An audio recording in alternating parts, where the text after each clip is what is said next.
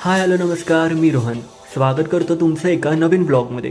खूप दिवसानंतर आज मी हा ब्लॉग शूट केला आहे। सुट्टीचा दिवस होता म्हणून मित्राला बोलावून घेतलं आणि आम्ही गेलो थेट तळजाई टेकडीवर।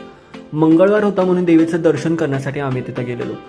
बघता बघता आम्ही मंदिरापाशी पोहोचलो आणि डायरेक्ट दर्शनासाठी गेलो। देवीचं हे मंदिर अतिशय सुंदर, स्वच्छ आणि शांतमय आहे। या मंदिरात तब्बल 6 मोठ्या घंटा तुम्हाला पाहायला मिळतील।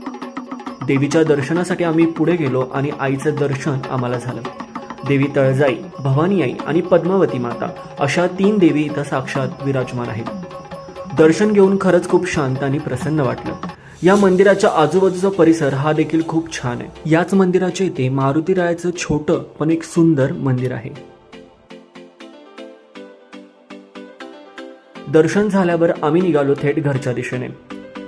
आजच्यासाठी एवढंच, भेटूया नेक्स्ट ब्लॉगमध्ये। तोपर्यंत तुमची काळजी घ्या आणि ही रील लाईक, कमेंट, शेअर करायला विसरू नका।